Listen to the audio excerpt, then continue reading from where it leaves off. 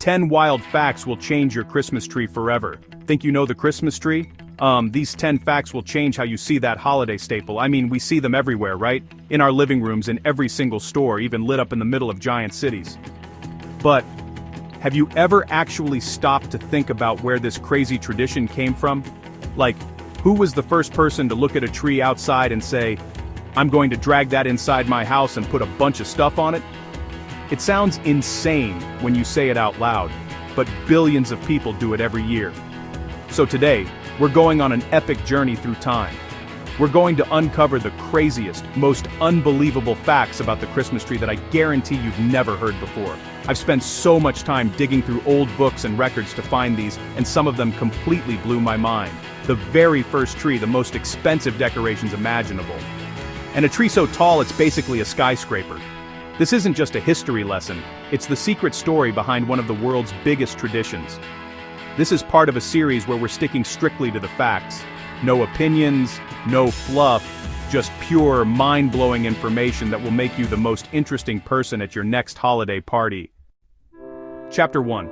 Alright, let's kick this off with fact number 1. To find the origin of this massive tradition, we have to go back in time, way back. I'm talking 500 years ago, to 16th century Germany. Medieval winter festivals used evergreens for thousands of years. But they usually just hung up a few branches. In the 1500s, Germans took it to the next level. They started bringing whole evergreen trees inside their houses. This was a huge deal. Imagine being the first person in your neighborhood to do this. Your neighbors probably thought you were completely crazy. "Hans, what are you doing?" You're dragging a whole pine tree into your living room, with all the dirt and the bugs. But the idea was so powerful, it started to catch on. Protestant Christians are often credited with popularizing it. It contrasted with nativity-focused Catholic traditions. It didn't start as an organized movement. It began small, with families wanting a piece of the green forest indoors during the darkest months. It was a symbol of life and hope. That tiny tradition grew into a global phenomenon. Today it's a multi-billion-dollar industry. Early adopters also decorated their trees, laying the groundwork for modern customs. Decorations back then were different. We'll cover that later. Key takeaway: a simple, radical idea in Germany. Bring the outside in. Make the evergreen the centerpiece of celebration.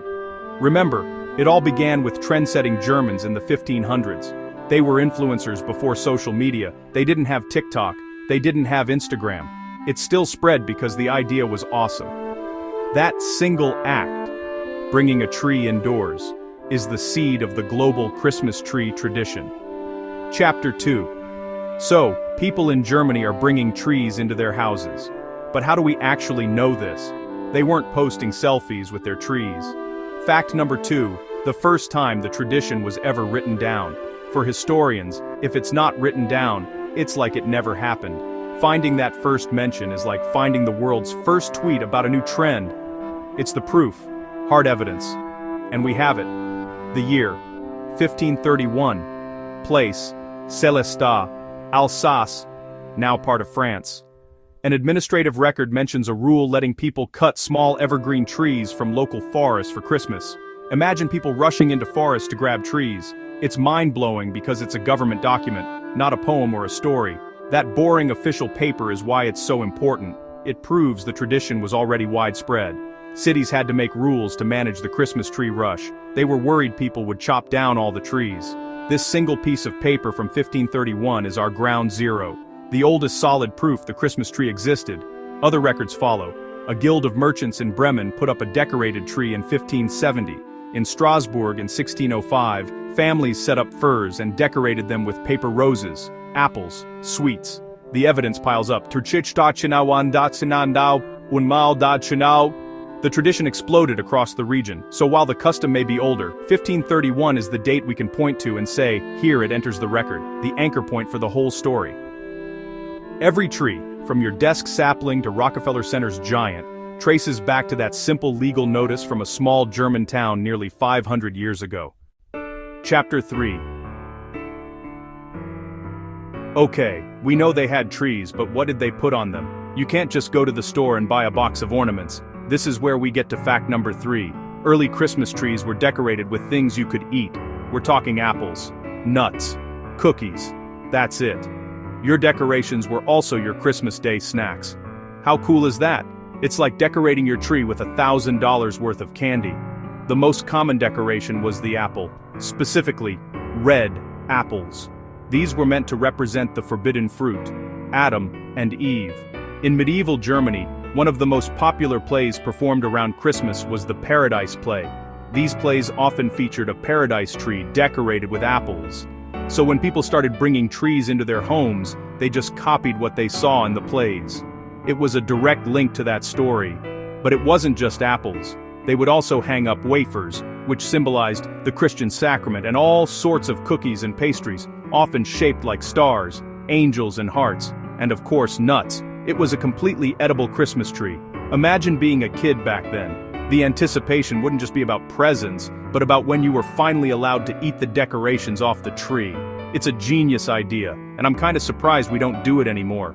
This practice also tells us something really important about the tradition. It was deeply rooted in the home and the family. The decorations weren't mass-produced in a factory overseas, they were made in the kitchen. Mothers and children would spend days baking the cookies and polishing the apples. The whole process of decorating the tree was a family activity that was just as important as the finished product. It was personal, and it was delicious. So, before the invention of glass baubles, electric lights, and tinsel, the original Christmas tree was a beautiful, symbolic, and completely edible work of art. It was a feast for the eyes and eventually, a feast for the stomach. Every decoration had a meaning, and every decoration was made with care. It's a huge contrast to the plastic ornaments we often use today, and it's a reminder of the simple homespun origins of this tradition. Chapter 4. So the Christmas tree is a huge hit in Germany, but it's pretty much unknown everywhere else. For over 200 years it's just a German thing. How does it go from a regional custom to a worldwide phenomenon? The answer is fact number 4, and it involves one of the most powerful people in the world, Queen Victoria of England. This is where the tradition gets its celebrity endorsement, and it changes everything. In the 1840s, the Christmas tree was still seen as a strange, foreign custom in England. A few German immigrants and aristocrats had them, but it wasn't mainstream at all. Then, in 1848, a drawing was published in the Illustrated London News. It was a picture of the royal family. Queen Victoria, her German husband Prince Albert, and their children gathered around a beautifully decorated Christmas tree at Windsor Castle. This picture was the 19th century equivalent of a viral Instagram post. Suddenly, everyone in England wanted a Christmas tree. If it was good enough for the Queen, it was good enough for them. Victoria was a massive trendsetter, like the biggest celebrity influencer you can imagine. People copied her clothes, her home, and now, her Christmas decorations. The publication of this single image caused the demand for Christmas trees to explode across the British Empire. It became the must-have item for any fashionable, middle-class family. What's even crazier is how the image was changed for the American audience. When a popular American magazine, Godey's Lady's Book, reprinted the image a couple of years later, they edited it. They removed the Queen's crown and Prince Albert's mustache to make the royal family look more like a typical American family. This edited image went viral in the United States, and just like in England, it sparked a Christmas tree craze across the country. So, this one drawing, published in a newspaper, is almost single-handedly responsible for popularizing the Christmas tree in the entire English-speaking world. It took the tradition out of its German bubble and put it on the global stage. It's an incredible example of how media and celebrity culture, even back in the 1840s, could shape traditions and create massive new markets overnight. Without Victoria and Albert, the Christmas tree might have just remained a quaint German custom.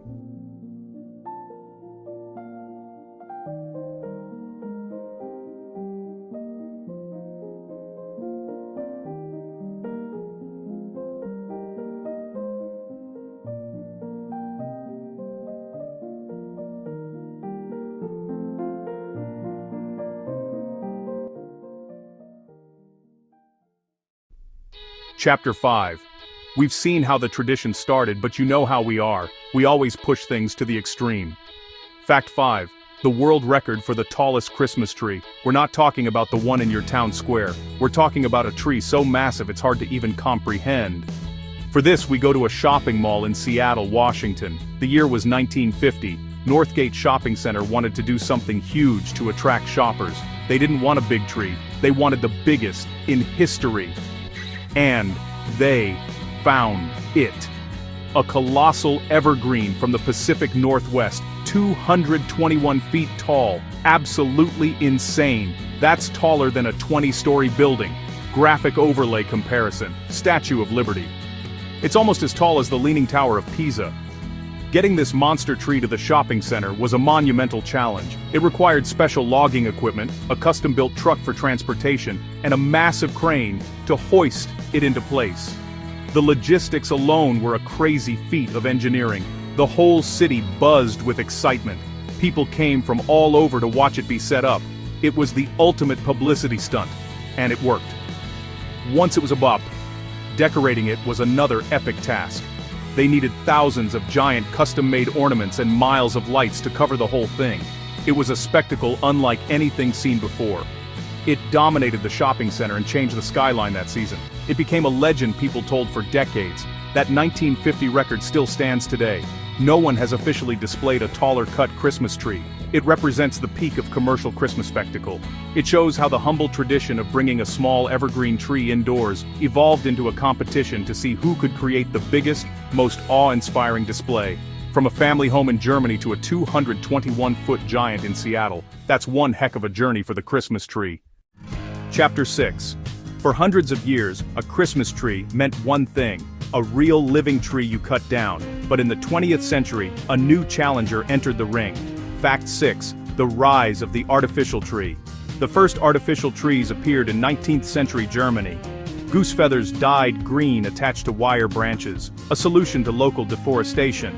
They looked strange and didn't catch on. Fast forward to 1930s US. Addis Brush Company. They made toilet brushes, same bristles, dyed green, twisted into tree shapes, more realistic and durable than feather trees, marketed as a clean, convenient, modern alternative. After W2, popularity exploded. It was the age of convenience, plastic, and mass production. One-time purchase, store, in a box in the attic. No needles to clean up, no watering, no fire hazard. Companies competed to make the most realistic-looking trees, different types of needles, pre-lit branches, easy-to-assemble designs. The artificial tree became a symbol of post-war consumer culture. Practical, modern, here to stay. Today most American Christmas trees are artificial. It all started with a toilet brush company. Chapter 7. Just when people were getting used to artificial trees that looked like real trees, the 1960s came along and decided to get weird. This brings us to fact number 7. Shiny, futuristic, totally bizarre trend of aluminum Christmas trees. For a brief, glorious period, the most fashionable Christmas tree you could own wasn't green at all. It was silver. It was like something straight out of a science fiction movie. These trees were first manufactured in the late 1950s, but they hit their peak popularity in the mid-1960s. This was the space age. Everyone was obsessed with rockets, astronauts, and the future. The aluminum tree was the perfect symbol of this techno-optimism. It was sleek, metallic, and modern. It didn't even pretend to look like a real tree. It was a bold statement piece, a piece of pop art for your living room. You couldn't put electric string lights on these trees. So, how did they light them up? With a color wheel. Chapter 8. There are millions of Christmas trees, but there is only one that is recognized by almost everyone on the planet. Fact 8 is about the undisputed king of all Christmas trees, the Rockefeller Center Christmas tree in New York City. This isn't just a tree. It's a global icon, a pilgrimage site for tourists, and the official start of the holiday season for millions. But its origin story is actually incredibly humble and inspiring. It started with a group of construction workers during the Great Depression. The year was 1931. The country was in financial ruin, and people were desperate for work and for hope. They pooled money to buy a simple 20-foot evergreen. They decorated it with handmade garlands made by their families, strings of cranberries, and a few tin cans. There was no fancy lighting ceremony, no celebrities, no ice skaters. It was just their tree, a small symbol of hope and gratitude. A photographer captured a black and white image of these rugged workers, and that image became famous. 2 years later, in 1933, Rockefeller Center made it an official tradition with the first formal tree lighting. From then on, it got bigger every year. The search became a year-round operation, with scouts flying in helicopters, looking for the perfect towering tree, usually at least 75 feet tall. Today, the Rockefeller Center tree is a global media event. The lighting ceremony is broadcast live and watched by millions. The tree is decorated with over 50,000 multicolored LED lights on 5 miles of wire, and it's topped with a massive star made of 3 million Swarovski crystals. It's an insane spectacle, but at its heart, it all goes back to that one small tree from 1931. Chapter 9. If the Rockefeller tree is the public face of Christmas in America, what about the private face? This leads us to Fact 9, the long and fascinating history of Christmas trees in the White House, from folk custom to national symbol, displayed in the most powerful house in the country. It's the ultimate seal of approval. The story of the first White House Christmas tree is a little debated, but most historians credit President Franklin Pierce in 1856. Before that, some earlier presidents had decorated with evergreen branches, but Pierce was likely the first to bring a full, decorated tree into the White House itself. It was a private affair for his family, but it set a precedent. However, not every president was a fan. President Theodore Roosevelt, a famous conservationist, banned Christmas trees from the White House. He was worried about the environmental impact of cutting down so many trees, but his children secretly smuggled a small tree into their room and hid it in a closet. Roosevelt eventually found out, but reportedly just laughed. The tradition went public in 1923, when Calvin Coolidge presided over the first national Christmas tree lighting on the White House lawn.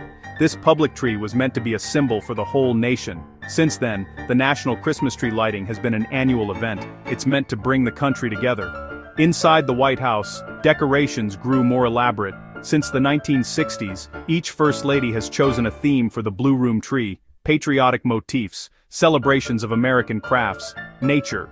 The unveiling is now a major media event each year. It started with a simple family tree and became a powerful symbol of America's holiday season. Chapter 10. We've talked about trees, lights, and locations, but for our final fact, Fact 10, we need to talk about the sparkle, that shiny, stringy stuff we throw on the tree. Today, it's one of the cheapest decorations you can buy, but it wasn't always that way. The original tinsel was an insane luxury item. It was made of real silver. Tinsel was invented in Nuremberg, Germany, around 1610. Craftsmen would take actual silver and hammer it into paper-thin sheets. They would then shred it into long, shimmering strips. This was an incredibly expensive and labor-intensive process. Only the wealthiest families could afford silver tinsel on their trees. Having silver tinsel was the ultimate status symbol, like decorating your tree with jewelry.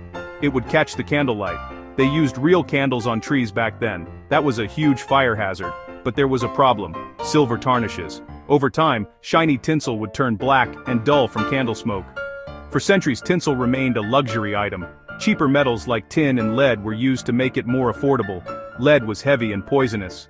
The lightweight, super shiny plastic tinsel we know today didn't become common until the mid-20th century. Modern metallized plastic film let manufacturers mass-produce tinsel for pennies. So next time you're tossing a handful of cheap tinsel on your tree, remember its history. You're holding the modern descendant of one of the most exclusive Christmas decorations ever. What was once reserved for kings and nobles is now available to everyone for a couple of dollars. A perfect example of how technology and mass production made luxury universal. From humble evergreen branches in a 16th century German home to towering public displays that light up entire cities, the Christmas tree is a living thread through centuries of culture and taste. We've seen how it started with edible decorations, got a royal endorsement that made it go viral, grew to the size of a skyscraper, and even went through a weird futuristic phase with aluminum. It's so much more than just a decoration. It's a reflection of our history, our technology, and our changing tastes. Every part of it, from the tree itself to the tinsel, has an incredible story. I really hope this deep dive into the secret history of the Christmas tree blew your mind as much as it blew mine. It's crazy to think about the hundreds of years and thousands of little changes that had to happen for the tradition to become what it is today. The next time you see a Christmas tree, whether it's in your home or in a movie, hopefully you'll see all the layers of history and all the amazing stories that are hidden in its branches. It's a tradition that connects us all, not just to each other, but to the past.